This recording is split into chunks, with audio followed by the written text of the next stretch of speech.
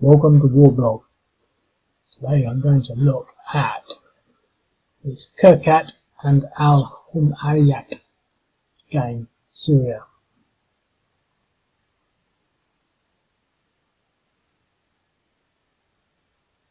So looking at what needs to be done. It's actually all part of this sort of Idlib hammer type thing that's ongoing, and it's producing a series of sort of relatively interesting games. Let's sign in. Signed in. Anyway, first things first, I had to, I do try to be careful about things. There's a quiz. Who are the Syrian Arab Army targeting in Idlib? Now, when I first did this, because basically I just sort of googled Kirkat, and all the sort of Western media is saying that, you know, the Syrian Arab Army are targeting schools, targeting clinics, targeting hospitals, you know, they're targeting civilians. And when I did this, I put in schools, Hayat Tahrir al-Sham, clinics, hospitals. No, that's not what I put. I put schools, Hayat Tahrir al-Sham, clinics, women. You know, and because you can have a bit of fun with these questions, or moreover, you can angle them so that they have other meanings, and that's not what I want to do at all. So I rearranged it so that you know, it's sort of more legitimate and not really a sort of leading question. But I think the point is still valid, and it's frustrating really because these articles said, who are the Syrian Arab Army targeting? It seems that all they have to do is fire a few bombs. You know, I mean, they're involved in a war, and you know, they're targeting civilians. And I don't know what sort of bombs the Americans are using, but you know, whenever you have a highly random explosive force going off in any particular location whatsoever, you can't guarantee who is and who isn't going to be hit by it. A bit of shrapnel could travel like, you know, 200 yards or further, and you know, I mean, you could blow a building up and then a week later a child could fall off it, or a big block could fall off a building and hit a woman on the head. You know, I mean, that's the nature of these unpredictable situations. Anyway, so we've got here this question. And then this one, which foreign nation is providing the Syrian army with air support? That's pretty obvious, but, you know, it's still sort of, you can start to sort of ally you can start, because you've got this question here, which foreign power is backing Hayat Tahrir al-Sham? It's Turkey, but you know, the Americans are proposing these as sort of moderate rebels, etc., etc. I don't know the full ins and outs of it, but the point is you can have these questions and you can sort of ally them, you can align them in particular ways. So I tried not to do that anyway, but thinking about who they were targeting led me to consider the peace, the de-escalation sort of peace area, or whatever it is. And it all comes under the Astana talks, which were held in particular, well, Astana I think is in Kazakhstan, or something like that. And there are guarantor states involved in these Astana talks. And so who is not a guarantor state in the Astana talks? Who was not a guarantor state in the Astana talks? And it's the United States. You know, it's quite sensitive stuff, but when you start to look in the Astana talks, you realise that there's this sort of big thing going on in regards to the peace negotiations, and they're on there, like, you know, multiple rounds. and I can't remember which one this was, but I think it's this one. But you know, these dates are actually valid for different periods of Astana talks, and the Astana talks are all about agreeing a peace and agreeing non-conflict zones, and essentially the de-escalation zone in Idlib, and such. And so, you know, when you consider the current Syrian Army initiative in Idlib and Northern Hama, you do have to sort of wonder why they've broken this de-escalation agreement, because it's not really clear why they've sort of suddenly done that. I mean, you can sort of almost see their justification for wanting to take their country back, and etc. etc. And I think the militants in that area sort of, to some extent, probably have ambitions for ruling that area in their own way. I'm not sure how they would do that. I mean, it's really complex. I don't really understand any of it, to be quite honest. I've got inklings of what's happening, but I mean, you've got half of Syria which is still, you know, occupied by the Kurds, and what are they going to have? Are they going to actually, you know, bid for their own nation? I mean, it's pretty much the same as the ISIS caliphate, if they do that, you know. You know, it's just sort of either Syria gets its entire country back or it doesn't. And if it doesn't, what are these other places going to be? Are they going to be their own country at some point, or are they just going to be forever, like the Gaza, the Golan Heights, you know, forever sort of occupied but not owned, or what? You know, I don't know. But anyway, so we've got some questions here, and I think the key things in these questions really is this, the Astana talks and the de-escalation zone, and sort of, you know, deeper understanding of that. Let's just see what we've got. Yeah, so, alright, which foreign nation is providing the Syrian Arab army with air support? Alright, it's got to be Russia, isn't it? Anyway.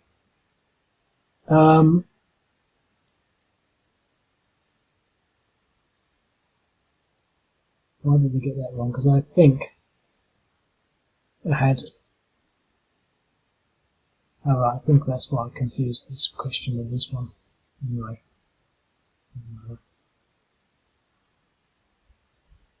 Play. Now, one thing that's key on this, which is slightly different from the other ones, is that, from what I've sort of led to understand, is that, well, we've got the Russians providing a lot of air power, but the militants have got a lot of anti-tank weapons, so I've got to put these in St. Ernest. There's one there, there's one there, one there, one there, and one there. So there's quite a few of these anti-tank units floating around, so it'd be interesting to see what they do.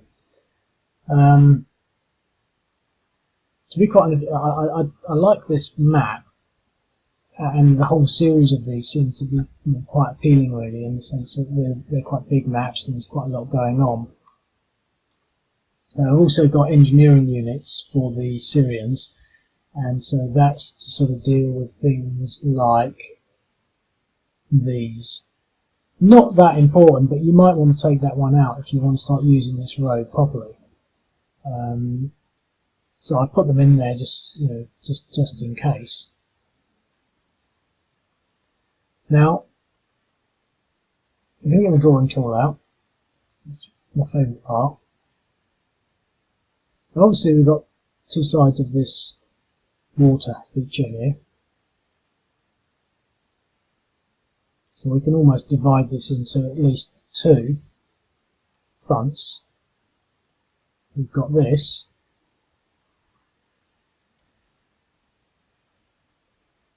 And we've got this.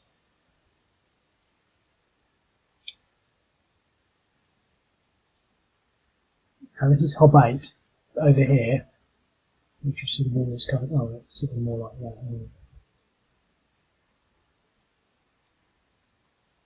So I think the thing to do is to sort of try and come up with a sort of a strategy or a way of approaching things.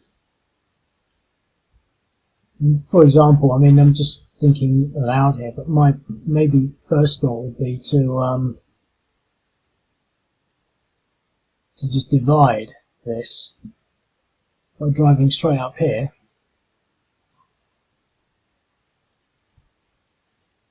which would then cut all of these units off,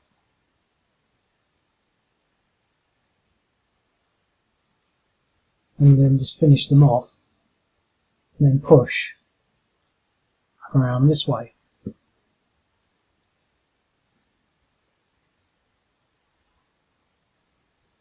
I think down here, the thing to do would maybe hold. I certainly want to reinforce that artillery unit down here, but then sort of try and drive this into some kind of determined front, pushing that way. What I don't want to do so much is to just push on every front, but really sort of qualify what's happening. So we've got this front there. Let's get another colour out. We've got this front here. Got whatever's there. Got this. And this is all going to be one sort of thing, isn't it, really? But here, see, pushing against that, I don't know.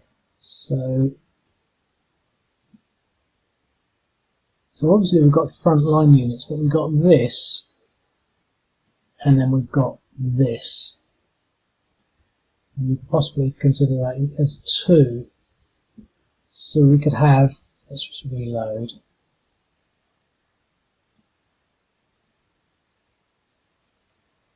So for example, we could have this, and say, okay, well, we're just going to move that forward. Why not?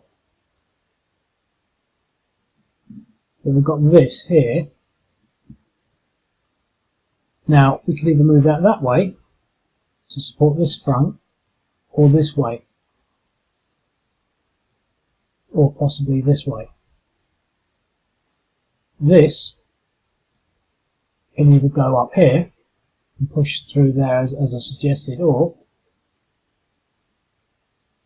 we can somehow drive it this way, push all that and come up this way, sweeping everything up and pushing it all that by as we go. I'm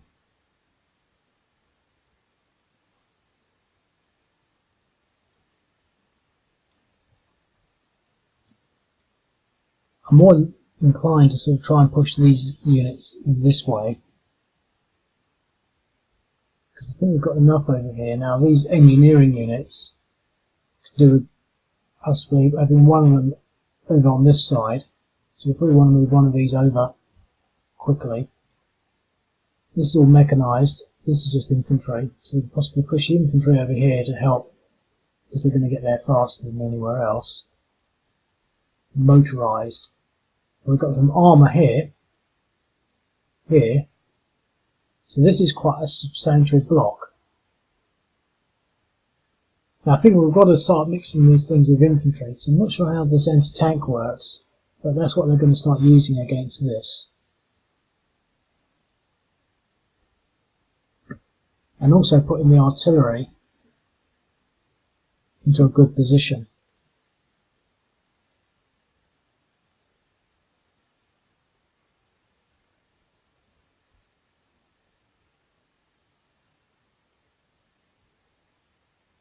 See, the thing with this is there's just so much thinking required before doing anything that, you know, I just can't sort of start moving counters around.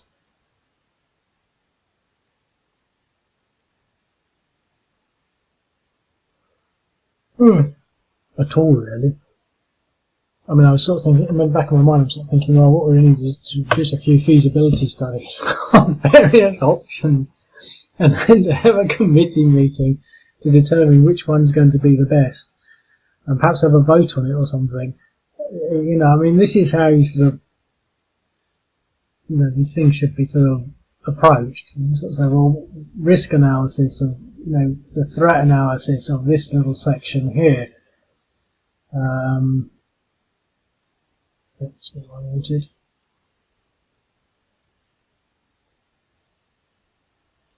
Use this colour. You know, I mean, what can this little guy do? Well, he's quite vulnerable, but he could try and strike this way. Let's use a different colour. You know, he is an insurgent, so he can probably move 1, 2, and then attack. So that would be a 2-to-1 attack against our engineers. So we should really sort of do something about that. But the thing is, there's so much we can do.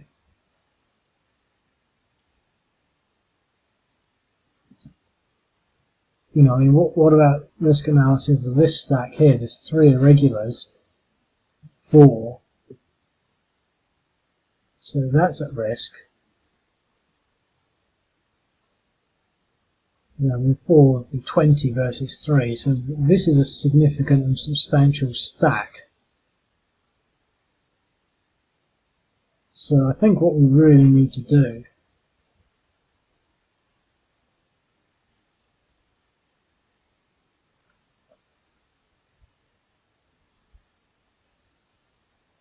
we need to make sure nothing's less than 5. And that will stop the irregulars from ganging up on us.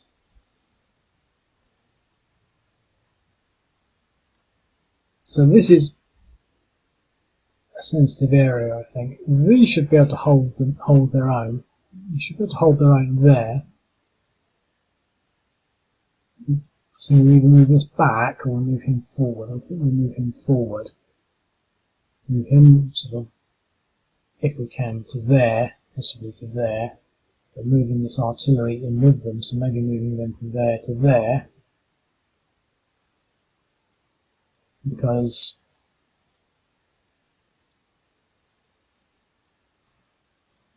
for example, we can move him to there. We moved him to there and him to there. We'd have 3 in that stack. So that would be 1 there and 1 there. So we've got zones of control all around there, zones of control there. So he won't be able to sort of sweep through, although he can because he's irregular, so the zone control wouldn't work. But the furthest he could get, would be 3. So you could possibly go 1, because this will be empty, 2, 3. So we could be behind enemy lines. But the thing is, that's just 1 unit. And if that did happen, we'd probably be able to sort of crush him. It's one of those things that is so pedantic, and it's just a case of having to commit a lot of units to actually chase that unit.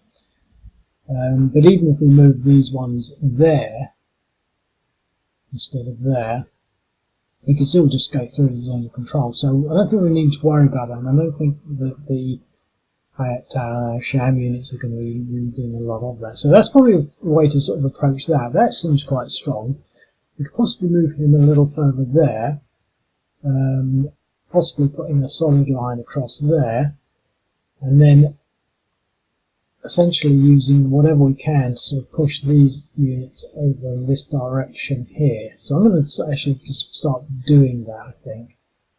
And then these units, I think I'm going to leave them until I've finished manoeuvring things over here. And that's just this side.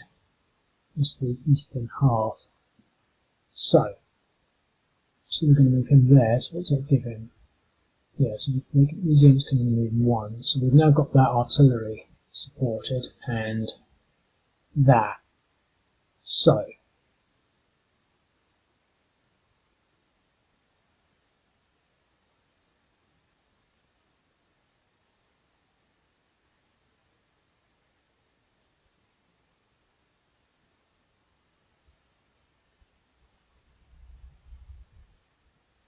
We'll just move them there for the time being. You could move into there and start pushing.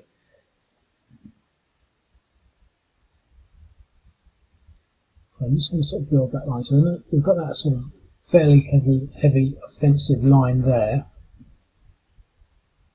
Now here, it's quite a dangerous situation really.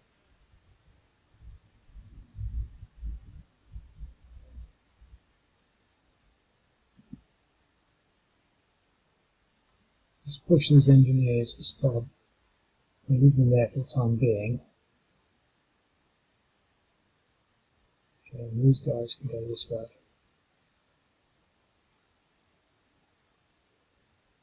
So we want to get some decent stacks here.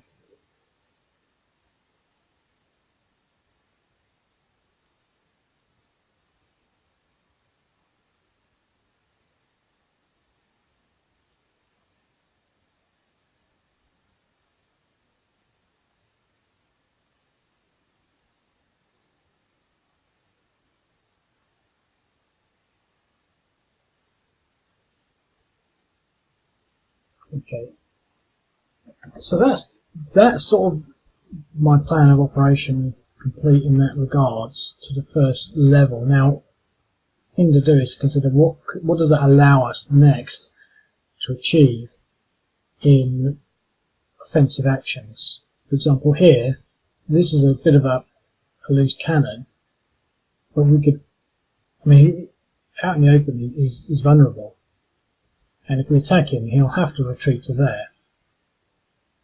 He won't be able to retreat to there, so I'm just unsure really, because we could use one unit and get a 3-to-1 and take a chance. I'd like to use some airstrikes on this. Now here, I mean, they're only worth 3.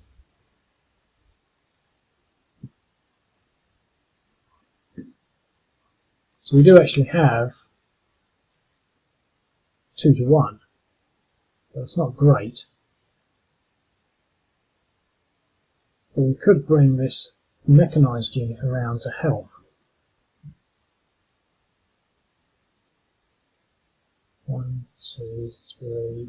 We might be able to get them there. If we can, I mean, that will really knock the odds up.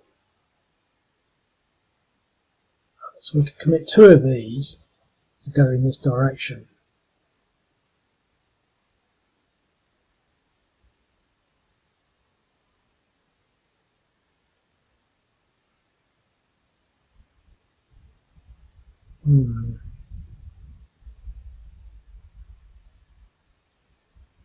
And then one of them can go in this direction.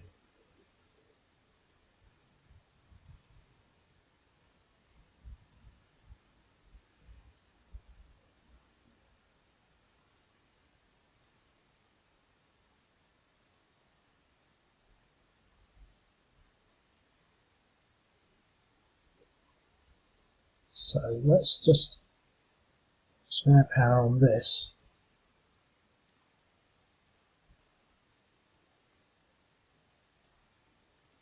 Use no, let's reserve that one. So we should get a 4 or 5-to-1 here.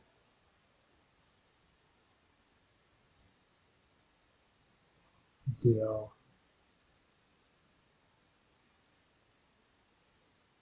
Okay.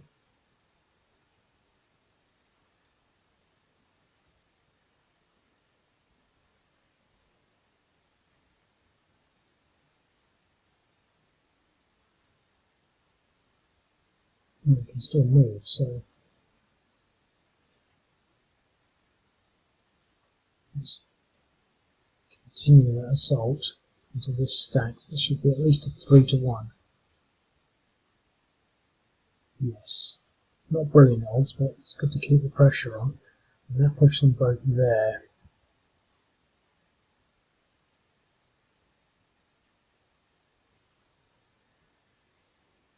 We could go for another 3 to 1 against that.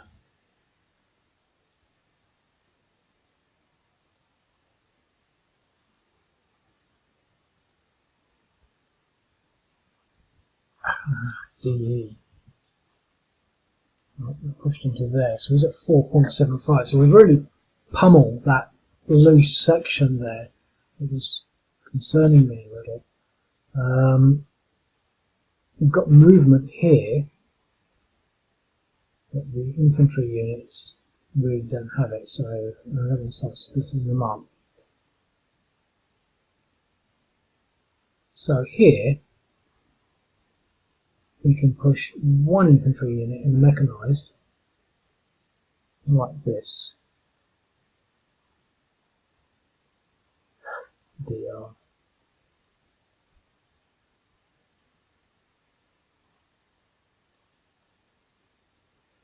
Which will allow us to move them forward, or not.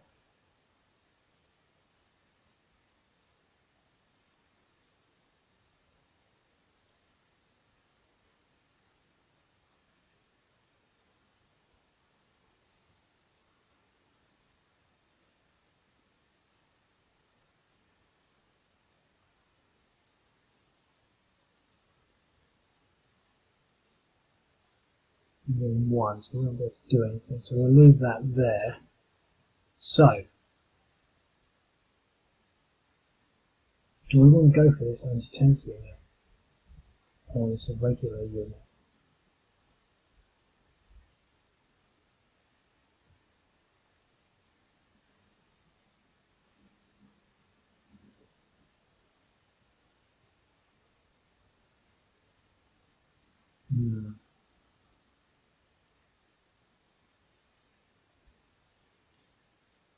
There's not much of a risk, really. I'm going to go for him.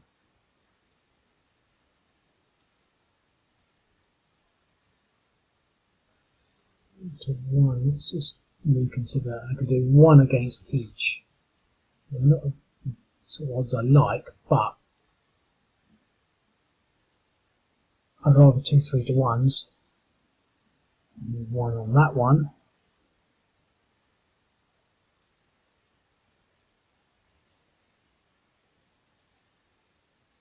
And one on that one. So, now, that sort of pushed a couple of them back into that stack there.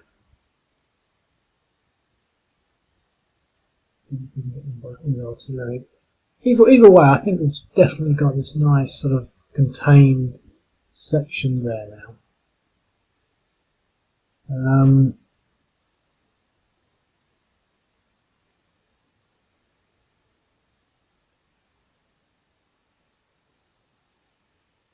Definitely want to leave him with the engineers, because the engineers aren't moving. Well, the engineers can move to there, so we'll keep.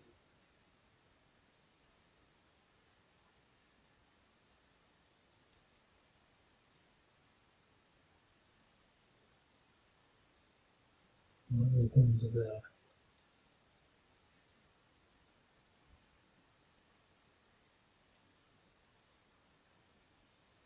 Okay, let's move this all back into there.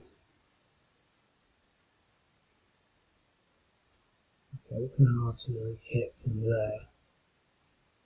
Hit that stack. Yes.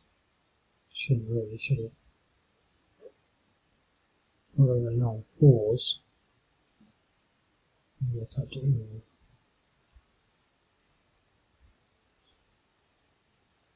Sometimes it's a bit odd like that.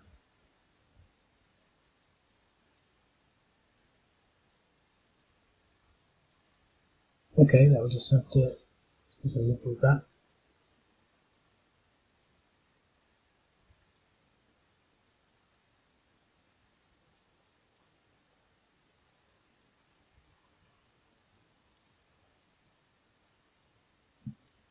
Movements with no artillery around there. One artillery here, so let's try this.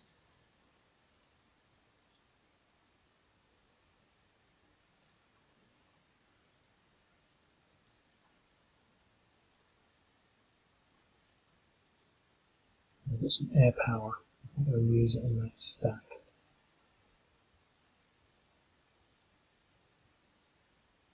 So I count here for schools, clinics, and women. I'll target them instead. Okay.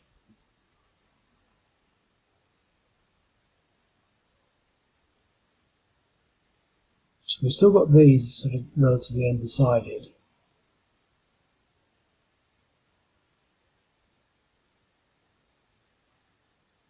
Can we get them to there? 1, 2, 3, 4.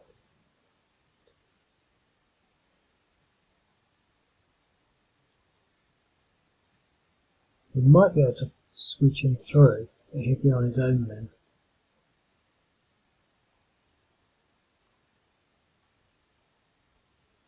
What I'm going to do is I'm going to move these up here.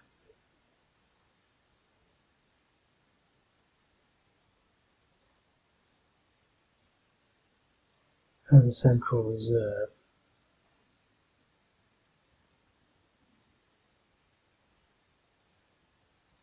I'm going to leave those as a line because I don't want to start pushing forward for no reason.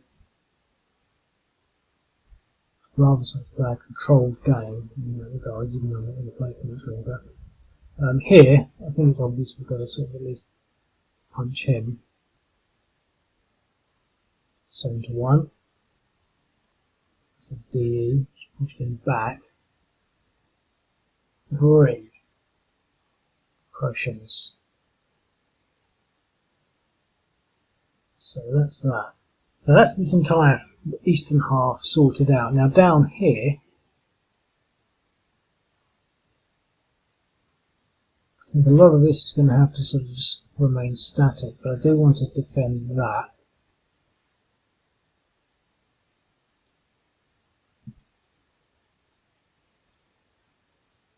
These 2 units can definitely move forward. We'll leave that lot as it is. He's a bit of a loner, so let's just push him there.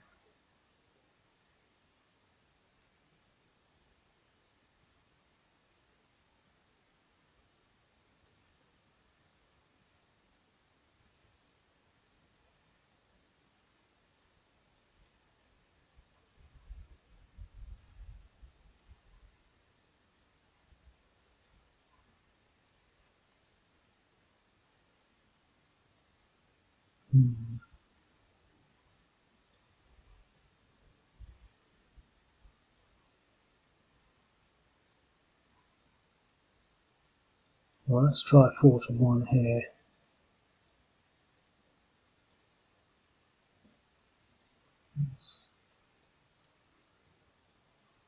He's got no more movement. Okay, let's stack him there.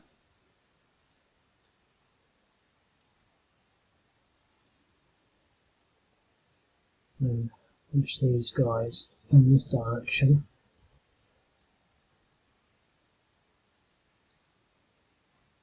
I'm going to use my artillery, I think.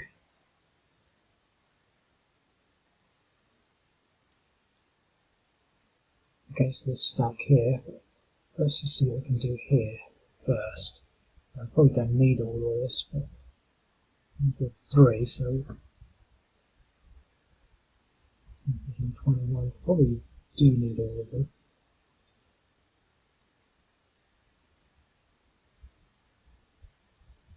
Three seven to 21, and we had 22, so that was just exactly what we needed for maximum results.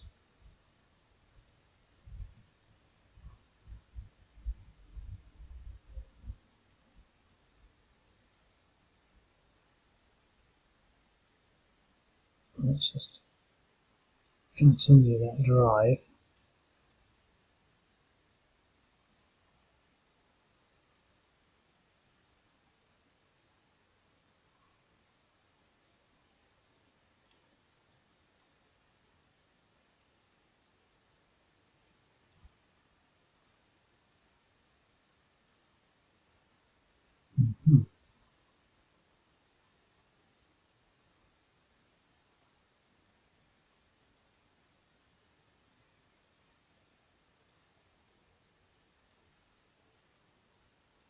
on DR.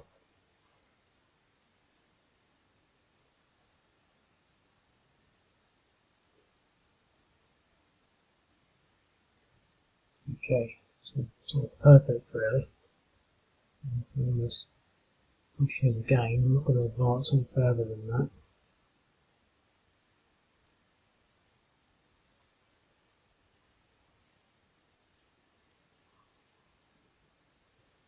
I'm now going to just push in now.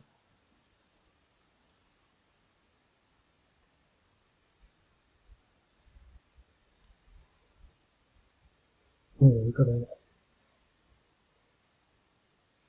tantalising stack there now.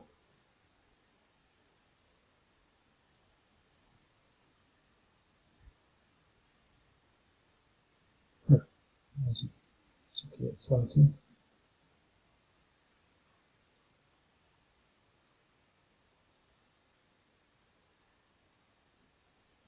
Okay, so that's that, other than something 1, 2, 3, 4. Can I get to that? No. Sometimes it does, sometimes it doesn't. My counting the hex things is not perfect. I think they're setting things up wrong in the first instance, and never really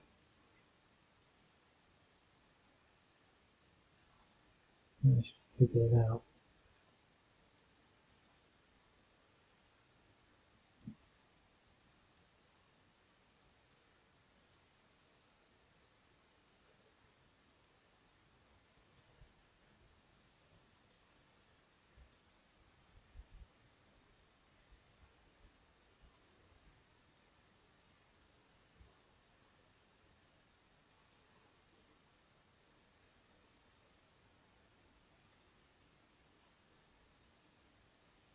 I'm really just pushing these lines back. We've not had any failures yet, so this is probably what I do here as well.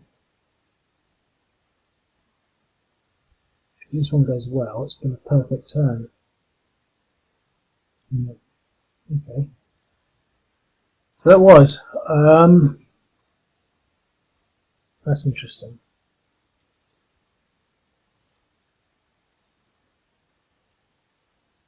So what that's given us now is push the front line back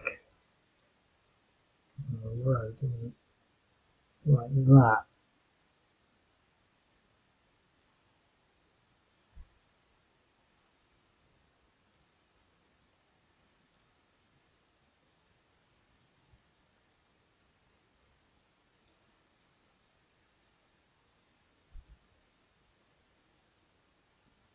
We haven't moved these guys yet.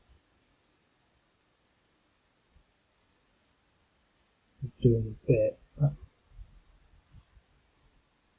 wonder if I can do them both. If I can maintain this map.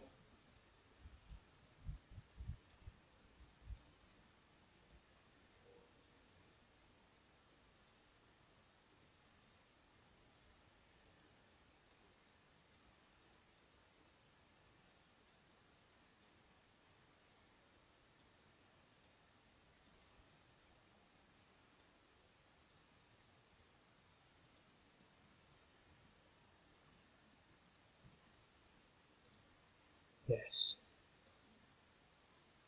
So, and of course you're going to move the engineers in. Isn't really done that.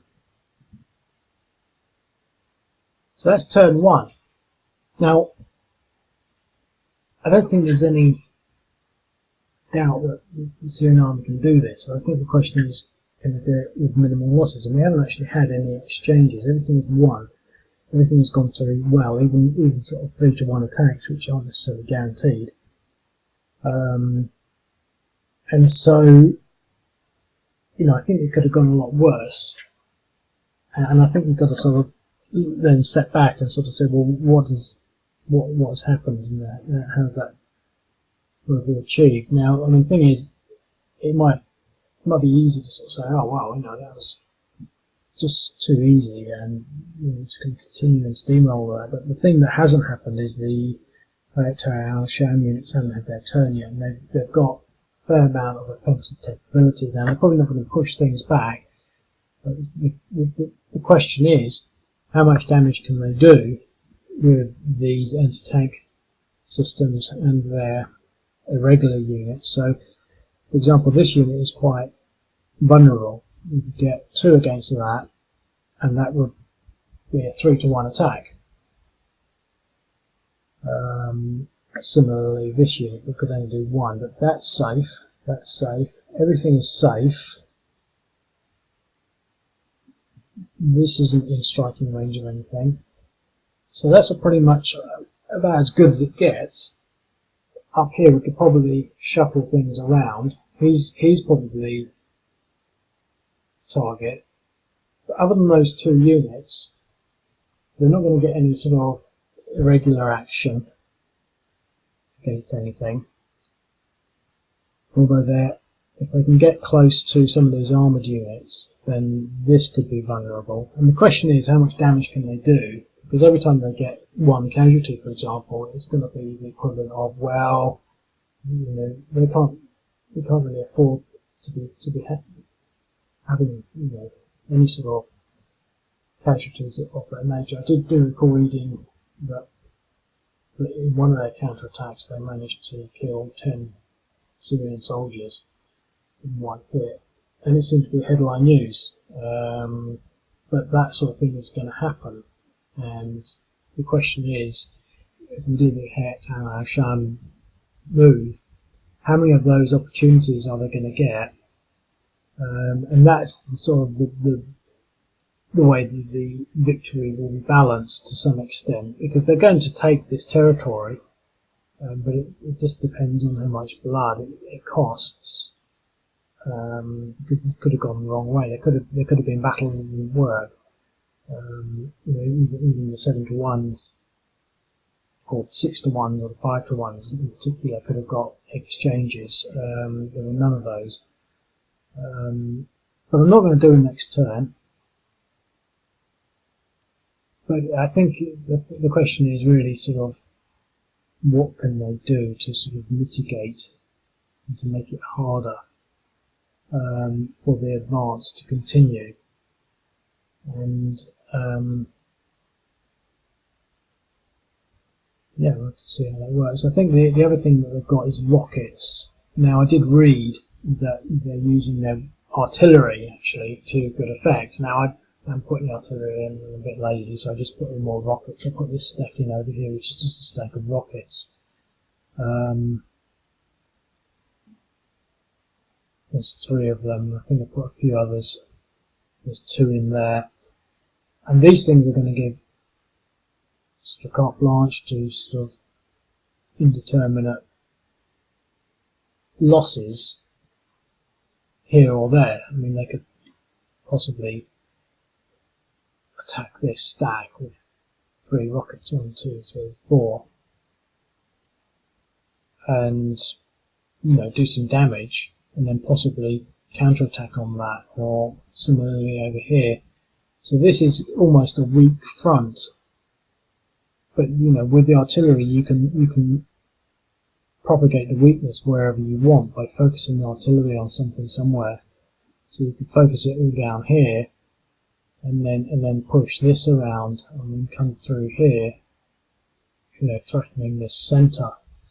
And you do need to maintain that, otherwise they can come through here, and although there's no supply lines, you know, it would complicate things. And I'm not going to do any more because I've got other things to do, but I hope you enjoyed that. I hope it makes sense, and I'll speak to you later. Cheerio!